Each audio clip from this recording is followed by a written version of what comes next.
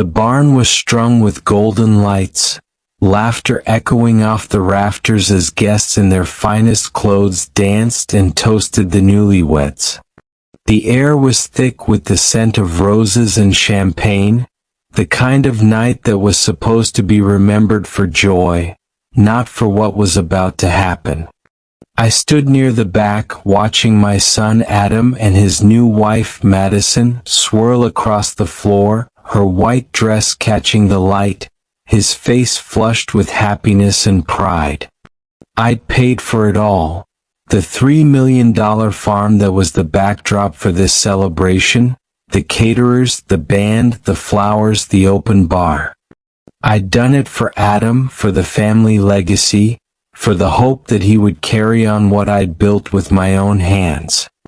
But as the music faded and the time for speeches arrived, Madison strode to the center of the room, her heels clicking on the old wood, her eyes locked on me with a look that was all calculation and no warmth.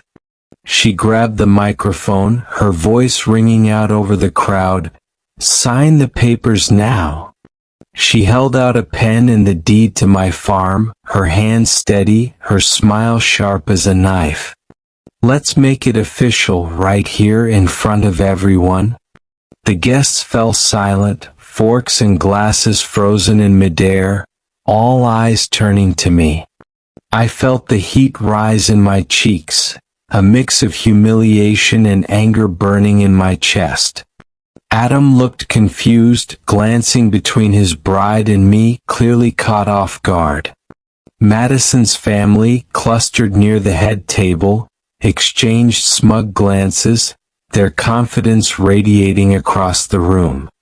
I took a slow breath, forcing myself to smile as I walked to the front, the weight of every sacrifice I'd made pressing down on my shoulders.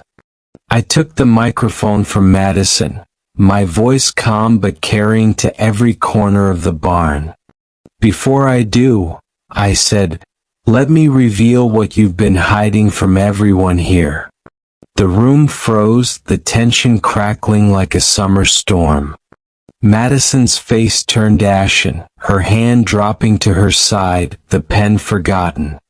Adam's eyes widened, fear and confusion warring on his face. I looked out at the sea of guests, family, friends, neighbors, people who had known me in this land for decades, and felt a surge of resolve. If you enjoy powerful stories like this, don't forget to subscribe for more. I turned to Madison, my voice steady. "You wanted to make this public, so let's do it right.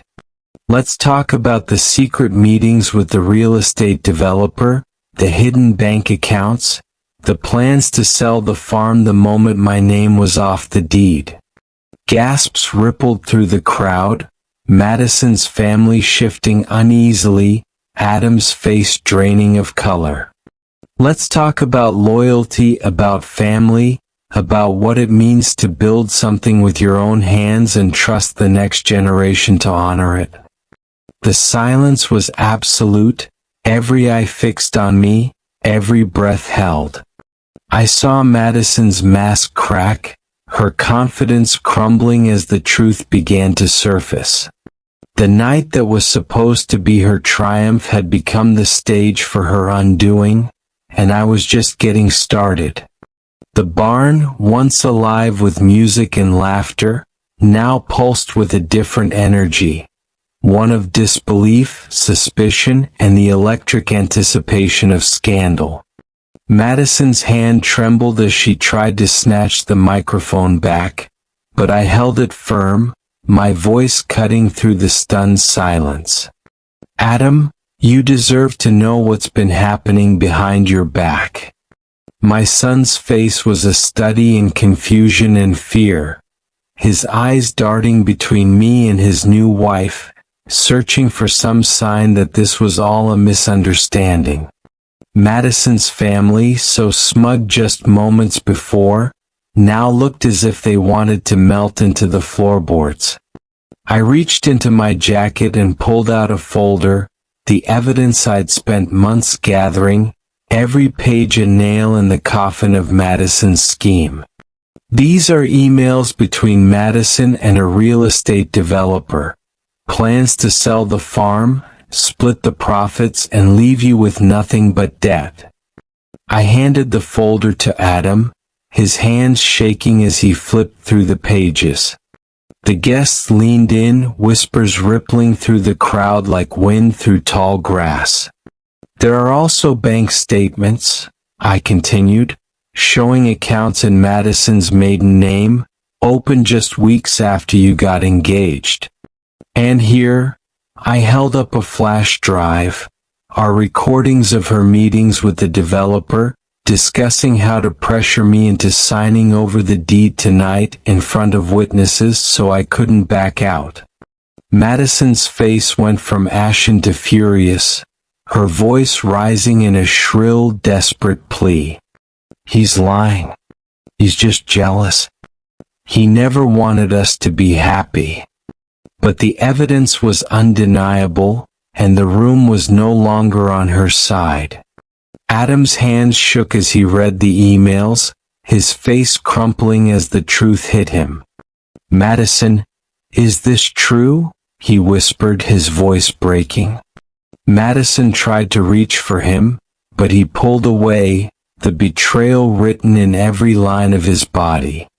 Her family began to protest, but my lawyer, who had been waiting quietly at the edge of the crowd, stepped forward, handing copies of the documents to the judge who had agreed to officiate the ceremony. These are legal documents, Your Honor. We request that the transfer of the farm be halted pending investigation. The judge nodded, his face grave. This is now a legal matter. No one is signing anything tonight. The guests erupted in whispers, some in shock, others in grim satisfaction. Madison's family gathered their things, their exit as hurried as it was humiliating. Adam stood in the center of the room, the weight of the truth pressing down on him, his wedding day transformed into a reckoning. I put a hand on his shoulder, my voice soft but firm. I'm sorry, son. But you needed to know. As the barn emptied, the lights dimming, I realized that the hardest part was still ahead. The secrets were out, but the wounds would take time to heal. And as I watched Adam stare at the evidence, his world collapsing around him, I knew that this was only the beginning of a long, painful journey toward truth, dignity, and maybe one day forgiveness.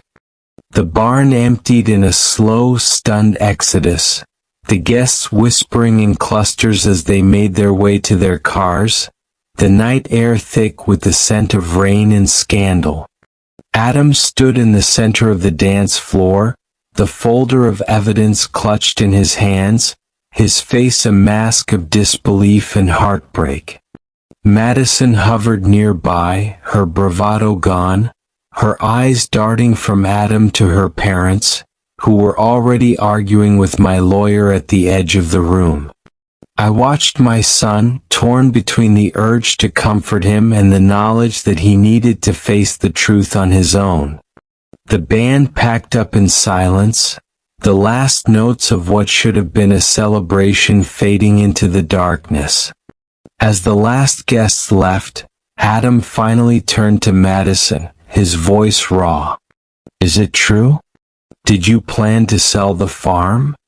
Madison's lips trembled, her defenses crumbling.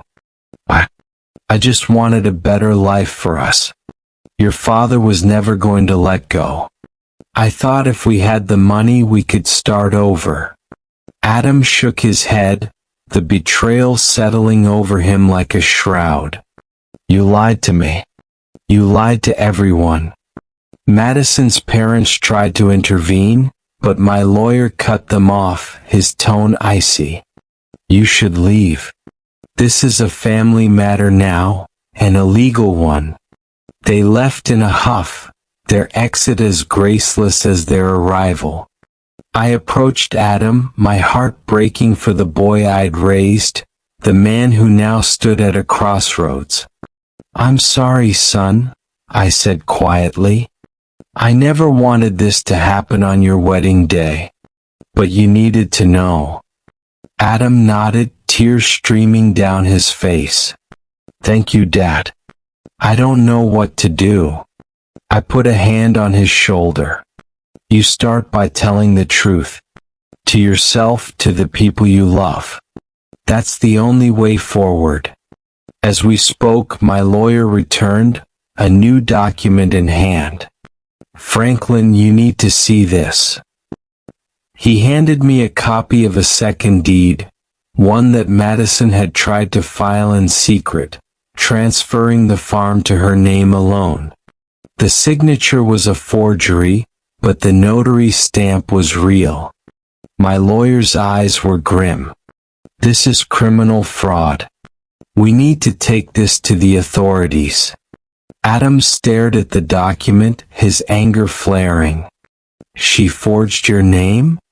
Madison tried to protest, but the evidence was overwhelming. "I was desperate," she sobbed. "I thought if I could just get the farm, everything would be okay." The room was silent, the weight of her confession settling over us all. I looked at Adam, my voice gentle but firm. "This is your decision now. Do you want to fight for the farm, for the truth, or do you want to walk away?" Adam wiped his eyes, his jaw set. "I want to fight. For you, for the farm, for what's right." I nodded, pride and sorrow mingling in my chest.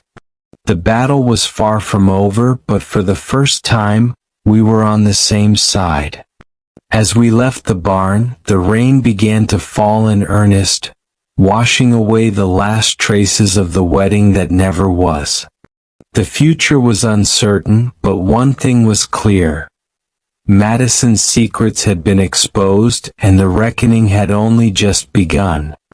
The days after the wedding were a blur of legal meetings, sleepless nights, and whispered phone calls as the fallout from Madison's betrayal rippled through the family and the community. Adam moved back into the farmhouse, his eyes hollow, his voice quieter than Franklin had ever heard. Madison's family, furious and humiliated, hired their own team of lawyers and began a campaign of threats and intimidation, demanding the return of wedding gifts, threatening to sue for emotional distress, and spreading rumors that Franklin had orchestrated the entire spectacle out of spite. The local paper ran a story about the ruined wedding, and neighbors stopped Franklin in the grocery store to offer sympathy or in some cases to ask for the real story. Through it all, Franklin stood firm, his resolve hardening with every new attack. He spent hours with his lawyer, gathering every scrap of evidence, every document, every witness statement. But as the legal battle grew nastier, Franklin began to worry that Madison's family's money and influence might still tip the scales. Then one afternoon, as Franklin was sorting through a stack of old farm records, a knock came at the door. He opened it to find a woman in her late 50s, her hair pulled back in a no-nonsense bun, her eyes sharp and kind. "Mr. Hayes? My name is Evelyn. I used to work for Madison's family. I saw what happened at the wedding and I can't stay silent anymore." She handed Franklin a folder, her hands trembling.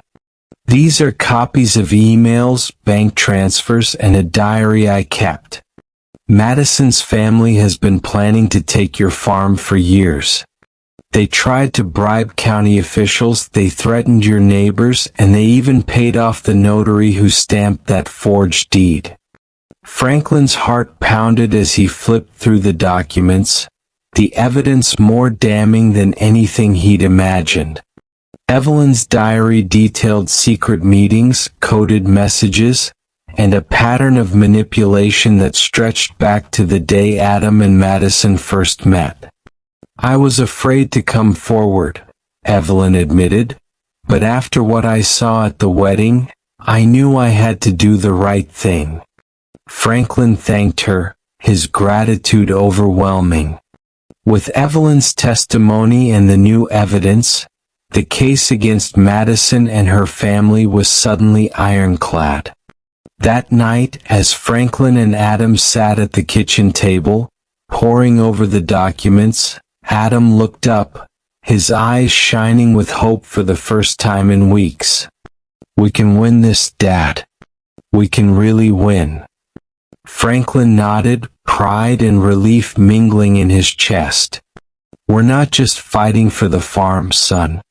We're fighting for our family, for the truth." As the wind howled outside and the farmhouse creaked in the darkness, Franklin felt a surge of determination. The battle was far from over, but for the first time he believed they had a real chance. The next morning they met with their lawyer, who smiled as she reviewed the new evidence. "This changes everything," she said. "Now, let's make sure Madison and her family finally face the consequences of their actions."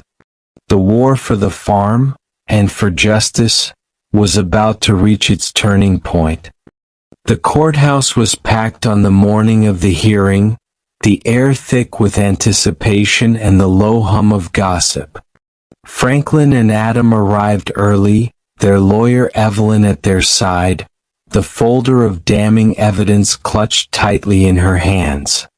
Madison's family was already there, their lawyers in expensive suits, their faces set in grim determination. Madison herself looked pale and brittle, her eyes darting nervously around the room. As the judge called the court to order, Madison's father stood and made a bold, desperate move. "Your Honor, we have new evidence that Mr. Hayes is mentally unfit to manage the farm. We request an immediate injunction to freeze his assets and appoint a conservator, my daughter Madison." The word sent a shockwave through the courtroom. Franklin's heart pounded, anger and fear surging in equal measure. He saw Adam's fists clench, his jaw set in fury. Evelyn rose, her voice calm but steely. "Your Honor, this is a transparent attempt to seize control of Mr. Hayes's property. We have medical records, character witnesses, and a lifetime of evidence that Mr. Hayes is more than capable. And we have proof that this motion is part of a larger scheme to defraud him." The judge frowned, clearly annoyed by the theatrics. "I will hear both sides. But be warned, if I find this motion to be frivolous, there will be consequences." The next hours were a blur of testimony and cross-examination. Madison's family paraded a series of paid experts who tried to paint Franklin as forgetful, confused, and incapable. But Evelyn countered with neighbors, doctors, and friends who spoke of Franklin's sharp mind, his work ethic, his leadership in the community. Adam took the stand, his voice trembling with emotion as he described his father's strength, his integrity, and the pain of watching Madison's family try to destroy everything they'd built. Then Evelyn dropped the bombshell. The diary, the emails, the bank transfers, and the notary's confession. The judge's eyes widened as Evelyn read aloud the details of the bribes, the threats, the years-long plot to steal the farm. Madison's father tried to object, but the judge silenced him with a glare. "Enough. I've heard all I need." The courtroom was silent as the judge announced a recess to review the evidence. Franklin sat back, exhausted but hopeful, Adam's hand gripping his shoulder. "We did it, Dad. We finally have a chance." But as they left the courtroom, Madison's lawyer cornered them in the hallway, his voice low and threatening. "This isn't over. We have friends in high places. You'd better watch your back." Franklin met his gaze, unflinching. "I've survived worse than you. And I'm not afraid anymore." As they walked out into the sunlight, Franklin felt a surge of pride and resolve. The desperate move had failed, but the war was not yet won. The next hearing would decide everything, and Franklin was ready to risk it all for the truth. The days leading up to the final hearing were a blur of anxious preparation and sleepless nights. Franklin and Adam spent hours with Evelyn, rehearsing testimony, reviewing documents, and bracing themselves for whatever new tactic Madison's family might try. The farm felt different now, every sunrise a little sharper, every sunset a little more precious, as if the land itself was holding its breath. But just as Franklin began to believe they might actually win, a betrayal from within his own circle threatened to unravel everything. It started with a phone call late one evening. Evelyn's voice was tight, her words clipped. "Franklin, I just got a tip from a friend at the courthouse. Someone leaked our evidence to Madison's lawyers. They know about the notary's confession, the diary, everything." Franklin's heart dropped. "Who?" he asked, his voice barely above a whisper. "I don't know yet," Evelyn replied, "but it had to be someone close. Someone who had access to our files." Panic and anger warred inside Franklin as he hung up. He thought of the neighbors who had offered to help, the distant cousin who'd suddenly reappeared, even the farmhand who'd been with them for years. Trust, once so freely given, now felt like a liability. The next morning, Adam found Franklin in the barn, staring at the old tractor they'd rebuilt together. "Dad, what are we going to do?" Adam's voice was raw, fear and frustration etched in every line of his face. Franklin looked at his son, the weight of the world on his shoulders. "We keep going. We don't let them scare us. We tell the truth no matter what." But as the hearing approached, the betrayal took its toll. Madison's lawyers arrived in court with new arguments, twisting the leaked evidence to cast doubt on Franklin's motives.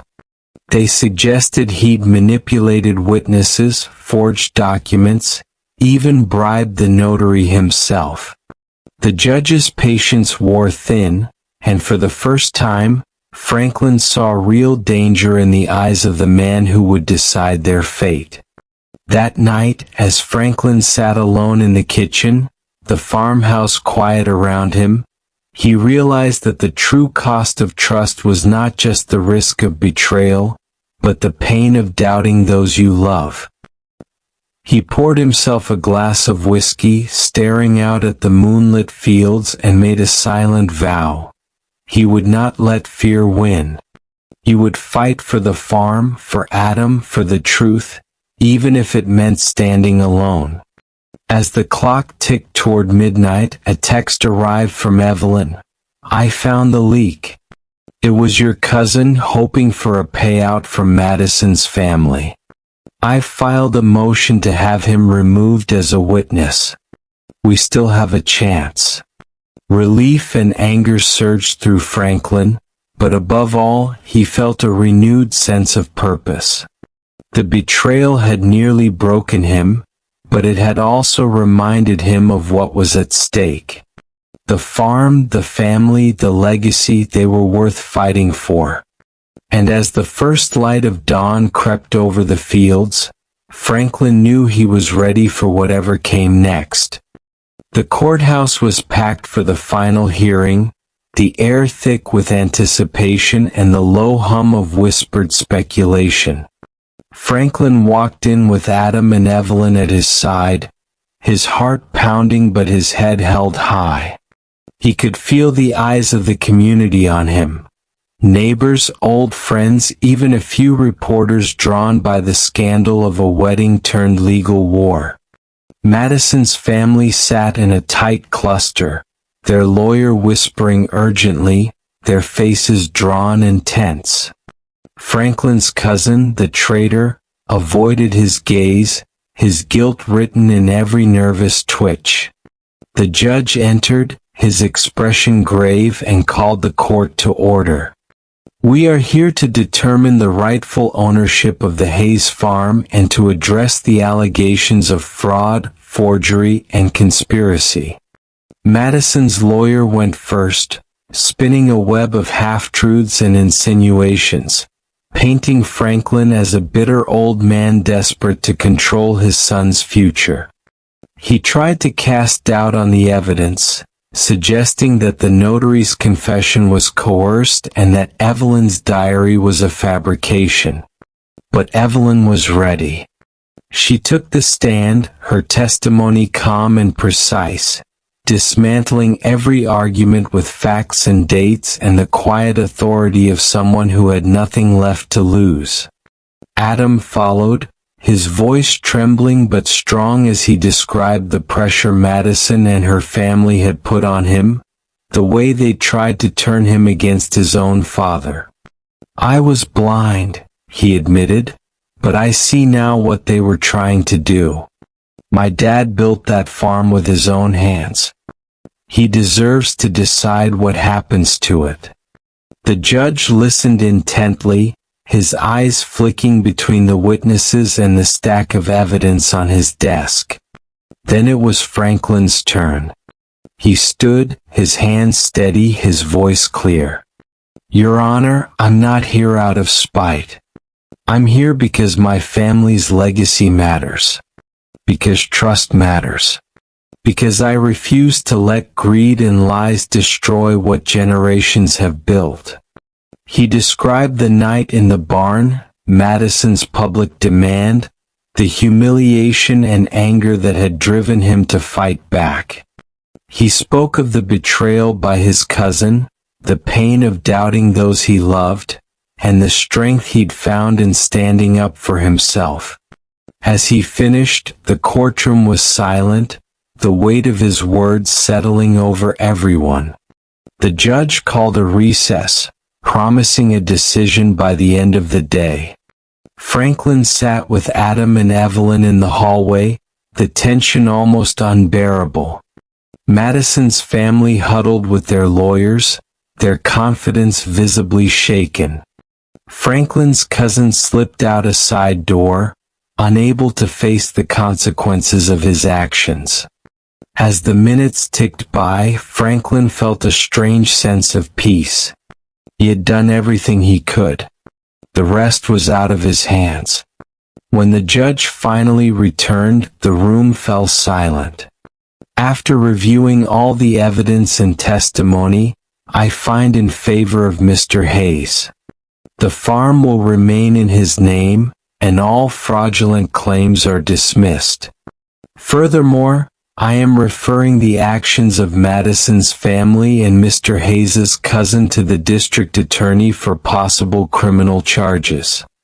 The courtroom erupted in whispers, Madison's family slumping in defeat, Adam hugging his father with tears in his eyes. Franklin felt a wave of relief and vindication, the years of pain and struggle finally giving way to hope. The farm was safe. The family, though battered, had survived. And as Franklin walked out into the sunlight, he knew that the true victory was not just in the land, but in the courage to fight for what mattered most. The courthouse steps were slick with rain as Franklin and Adam emerged into the gray afternoon, the verdict still ringing in their ears.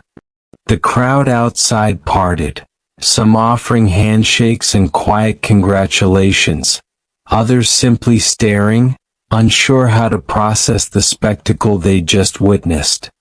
Madison's family hurried past, their faces drawn and defeated, their lawyer trailing behind with a stack of useless papers.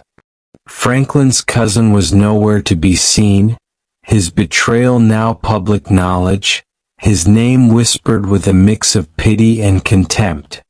Adam walked beside Franklin, his arm around his father's shoulders, the weight of the past months etched in the lines of his face.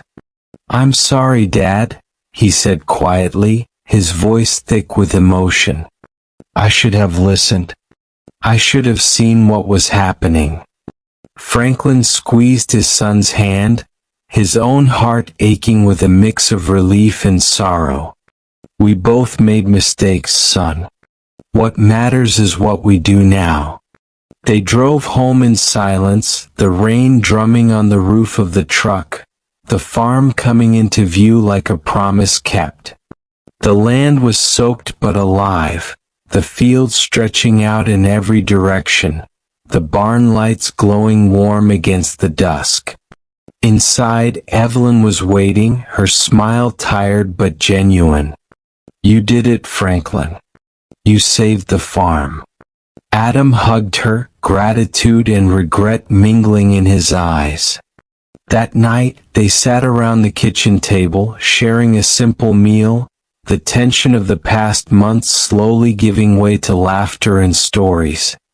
Franklin looked at his son, at Evelyn, at the home he'd fought so hard to protect, and felt a peace he hadn't known in years. But the scars of betrayal lingered. Adam struggled with guilt, throwing himself into work on the farm, determined to prove he was worthy of the legacy he'd nearly lost. Franklin watched him, pride and worry warring in his chest, knowing that forgiveness was a journey, not a destination.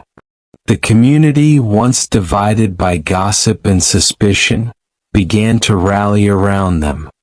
Neighbors stopped by with casseroles and offers of help, old friends returned to lend a hand with repairs, and the local paper ran a story about the farmer who stood up to greed. Franklin found himself invited to speak at town meetings, his story becoming a beacon for others facing their own battles.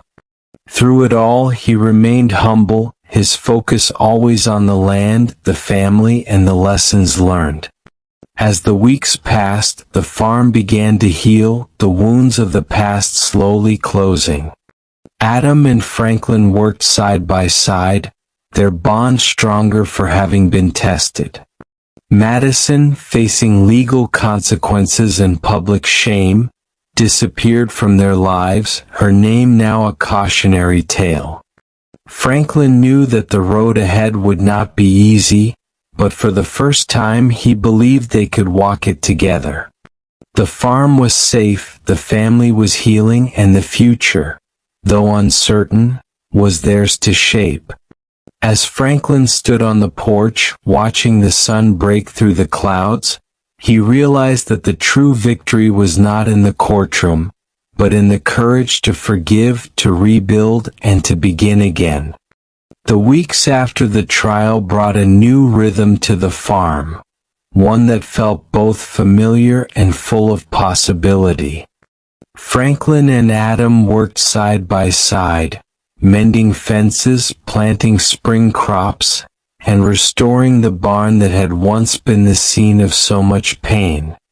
The land responded to their care, green shoots pushing through the dark soil, the promise of a good harvest shimmering in the morning dew. The community, once divided by scandal, now rallied around them. Neighbors dropping off seedlings, old friends stopping by to share coffee and stories, even the local school sending students to help with a new community garden project. Franklin found himself smiling more, the weight of betrayal replaced by a quiet pride in what he and Adam were building together. One afternoon, as they repaired a broken gate, a sleek black car pulled up the long drive. A woman in a tailored suit stepped out, her heels sinking into the soft earth. She introduced herself as Miss Carter, a representative from a national agricultural foundation. "We've been following your story, Mr. Hayes," she said, her voice warm but businesslike. "Your resilience and your willingness to stand up for what's right has inspired a lot of people. We'd like to offer you a grant to expand your farm, start an educational program for young farmers, and share your knowledge with the next generation." Franklin was stunned, the offer almost too good to believe. Adam's eyes widened, hope and excitement flickering across his face. "Dad, this could change everything." Miss Carter handed Franklin a folder, the details of the grant spelled out in black and white. "You'd be a mentor, a leader in the community, and your story would help others find the courage to fight for their own families." Franklin felt a surge of gratitude, the years of struggle and heartbreak suddenly worth it. He looked at Adam, pride shining in his eyes. "We built this together, son. Let's keep building." That night, as they sat on the porch watching the stars, Franklin realized that the farm was more than just land. It was a legacy, a testament to the power of resilience, forgiveness, and hope. The opportunity was a gift, but it was also a responsibility, a chance to turn pain into purpose, to help others find their way through the darkness. As the first fireflies danced in the fields and the air filled with the scent of new grass, Franklin knew that the future was bright, and that the greatest revenge was not in payback, but in living well, loving deeply, and leaving the world better than he'd found it. The farm was alive with new energy as Franklin and Adam launched their educational program, welcoming a group of eager young farmers from across the county. The barn, once a place of secrets and shame, now echoed with laughter, the scrape of boots on the floor, and the hopeful questions of students hungry to learn. Franklin found himself invigorated by the work, his days filled with teaching, mentoring, and watching Adam step into a leadership role he'd never imagined for himself. The community garden flourished, the fields thrived, and the story of the Hayes farm became a symbol of resilience and second chances. But just as the past seemed to be fading into memory, a letter arrived, its envelope plain, the handwriting unmistakable. It was from Madison. Adam found it in the mailbox, his hands trembling as he handed it to Franklin. "Should we read it?" Adam asked, his voice uncertain. Franklin nodded, his heart heavy with a mix of dread and curiosity. They sat together at the kitchen table, the evening sun slanting through the windows, and opened the letter. Madison's words were raw, stripped of the arrogance that had once defined her. "Franklin, Adam, I know I have no right to ask for forgiveness. I know I hurt you both, and I will spend the rest of my life trying to make amends. I am in counseling now, working to understand why I did what I did. I lost everything, but I see now that what I wanted was never the farm or the money. It was a sense of belonging, of being part of something real. I hope you can find it in your hearts to forgive me, not for my sake, but for yours. Holding on to anger will only poison what you've built. I wish you both happiness and peace." The room was silent as Franklin finished reading, the weight of Madison's words settling over them. Adam stared at the table, his jaw clenched, tears shining in his eyes. "I don't know if I can forgive her, Dad. Not yet." Franklin put a hand on his son's shoulder, his own eyes wet. "Forgiveness isn't about forgetting, son. It's about letting go of the pain so it doesn't control you anymore. We don't have to let her back into our lives, but we can choose not to let her destroy what we've built. They sat together in the fading light, the letter between them, and made a silent pact to move forward, not as victims but as survivors, as men who had faced the worst and come out stronger. That night, as Franklin walked the fields under a sky full of stars, he felt the last ghost of the past begin to fade. The farm was safe, the family was healing, and the future, though still uncertain, was theirs to shape. The greatest revenge, he realized, was not in payback, but in the quiet, steady work of building a life worth living, one day at a time. The day of the harvest festival dawned bright and clear, the sky a brilliant blue above the rolling fields of the Hayes farm. Franklin stood on the porch, coffee in hand, watching as neighbors and friends arrived in a steady stream. Children running ahead to the pumpkin patch, couples carrying baskets of homemade bread and jars of honey, the young farmers from the program setting up tables of fresh produce and flowers. The barn, once a place of secrets and shame, was now strung with lights and laughter, the air filled with the scent of apple cider and roasting corn. Adam moved through the crowd with a confidence that made Franklin's heart swell, greeting guests, sharing stories, and introducing the new generation of farmers who had found hope and purpose on the land. The community had rallied around them, their support a living testament to the power of resilience and forgiveness. As the sun climbed higher, Franklin took the stage, the microphone trembling slightly in his hand. He looked out at the sea of faces, old friends, new allies, even a few who had once doubted him, and felt a wave of gratitude so deep it nearly brought him to tears.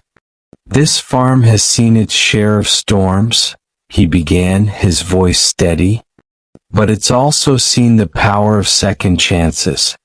We've learned that family isn't just about blood or land, it's about the people who stand by you when things fall apart, and the courage to forgive when it would be easier to walk away." The crowd erupted in applause, and Franklin saw Adam wiping his eyes, pride and love shining in his face. The festival continued late into the evening, the fields alive with music and dancing, the barn doors thrown open to welcome everyone who had helped them rebuild. As the stars appeared overhead, Franklin and Adam stood together at the edge of the field, the farm stretching out before them, safe and thriving. "We did it, Dad," Adam said quietly. "We really did." Franklin put an arm around his son's shoulders, his heart full. "We did it together, son. And we'll keep doing it, one day at a time." The pain of the past would never fully disappear, but it no longer defined them. Instead, they chose to remember the lessons learned.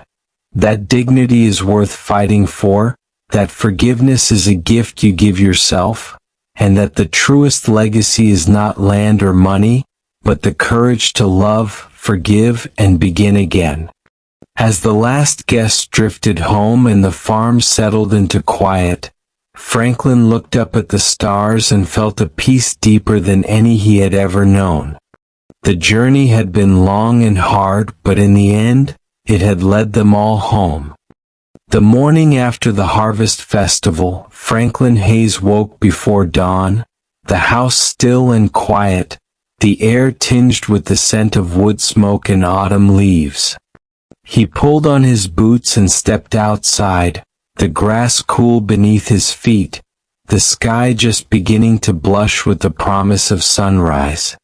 The farm stretched out before him, every fence mended, every field alive with the memory of laughter and music from the night before. He walked the familiar paths, his breath clouding in the crisp air, and paused at the edge of the pumpkin patch, watching as the first golden light spilled over the horizon. Adam joined him, a mug of coffee in hand, his face relaxed and open in a way Franklin hadn't seen since he was a boy. They stood together in silence, father and son, the weight of the past months settling into something softer, no longer a burden but a bond. "I used to think this place was a curse," Adam said quietly, his gaze fixed on the fields. "But now I see it's a gift. Thank you for not giving up on me, Dad." Franklin smiled, his heart full. "We both had to learn the hard way, son. But we learned.